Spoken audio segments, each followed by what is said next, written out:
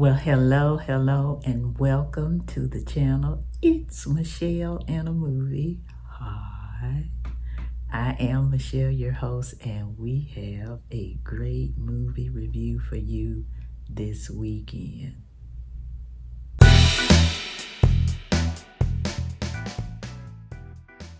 Okay, so see what had happened was what I'm about to give you is a quick synopsis of what the story is all about.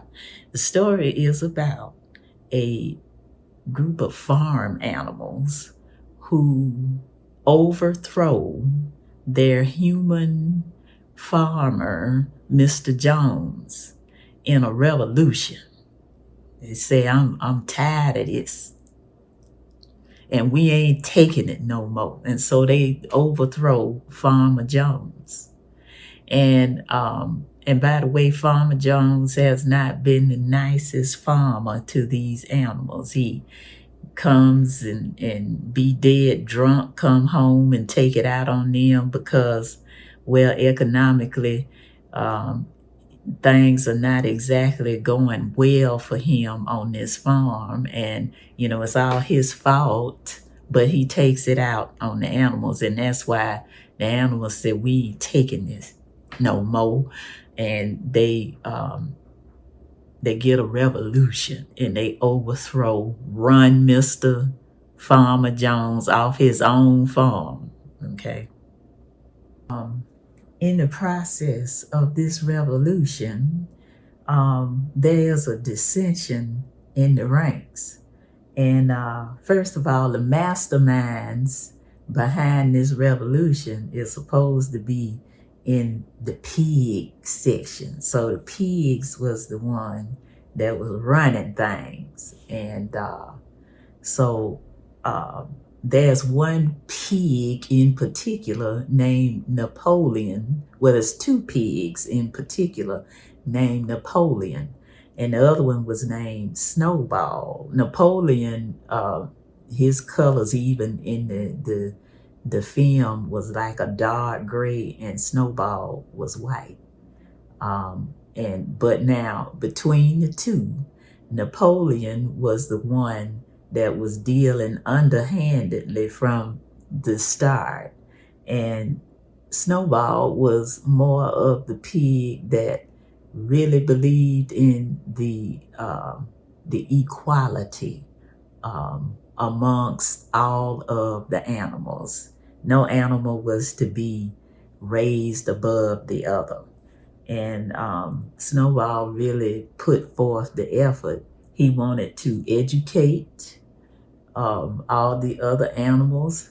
Some of the animals caught on, some of them just did catch on, and then others said, this is way above my pay grade, But I'm saying Snowball was the one who seemed to really be empathetic in his leadership with making sure everybody is treated equal. So Snowball Napoleon was sitting back in the cut, not appreciating how everybody was moving along in cooperation with Snowball's leadership techniques. And anyway, Napoleon was sitting off in the cut, hating the whole time. And so he was trying to figure out how was he gonna come to usurp and be in the position that Snowball was in with everybody, and organizing them and getting them to understand, hey, we being taken advantage of. It's time for us to do something about this. So anyway, they go ahead under Snowball's leadership, and they one night it was one time too many. Farmer Jones came back dead drunk and threw a bottle of whiskey or whatever at one of them, and it just broke. That was the straw that broke the animal's back. So the revolution began, and they all got together and they ran Farmer Jones that night off of his property. And so anyway, the animals took over. But now, and I said I was gonna make this short.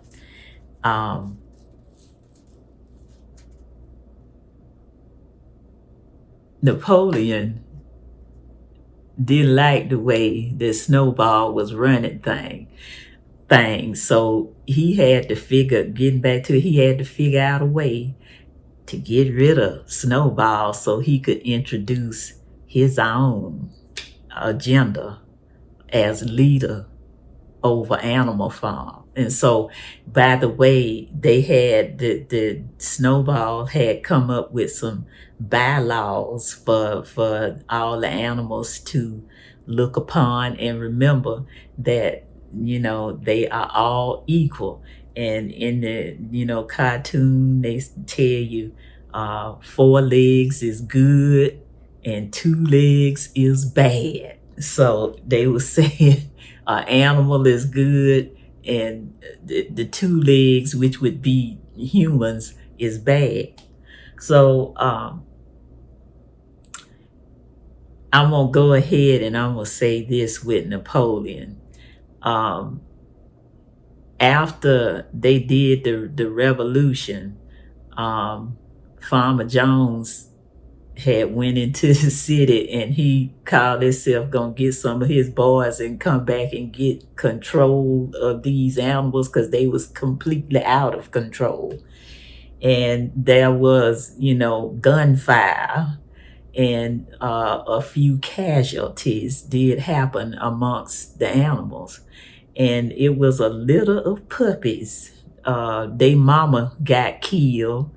And so Napoleon decided to take them in and raise them up for his own purposes later on in the cartoon. And you gonna see how familiar it all seems, But anyway,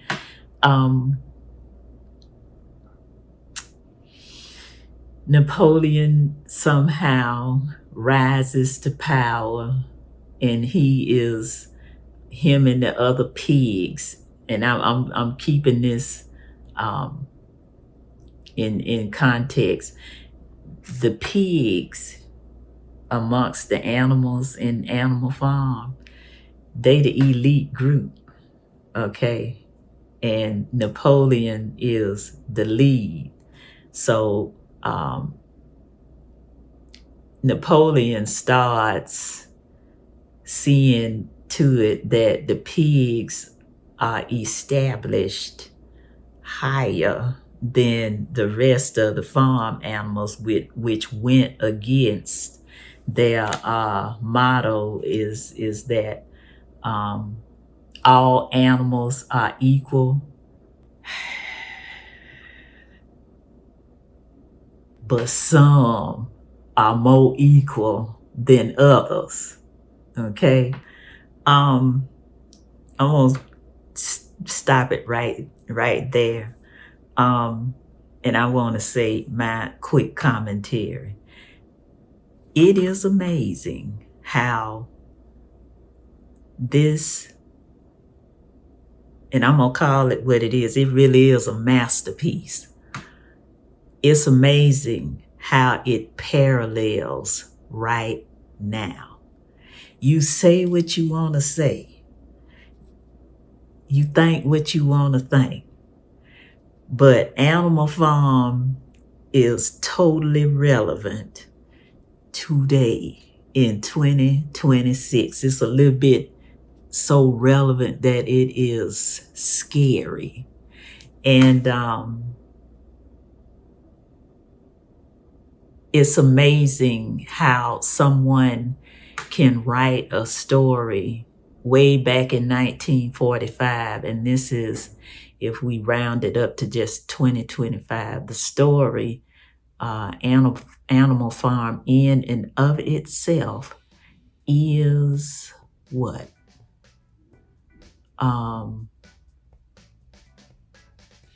About 80 years old, if I have it right. Yeah, it's about 80 years old. And it's amazing how, I mean, I have to say it, it's amazing how art is imitating life right now. Because as you watch this little cartoon, you can't tell me that you don't have a mental picture of who these characters in this cartoon are looking like today for us. You can't tell me that you don't see it. But anyway, I think that it is a great story. It's more like a fable, as it is called. It is a great fable to go back and read over, and gives you something to think about. It really does. I have a favorite part at the end, and it just sounds so relevant. That's the word that I'm gonna have to call it. I'm not into political in giving my movie reviews, but I'm just gonna say this: it is relevant today, and it has amazed me at how this story is on point for right here and right now in the time frame that we are in. But anyway, watch it if you want. It is my suggestion that you do. I'm planning on going to get the book and seeing, how it's originally written. And yeah, watch it. And it's my suggestion that you do. And I think I'm going to give it a A+ because of how relevant it is. So anyway, if you have liked this movie review, then please like and subscribe.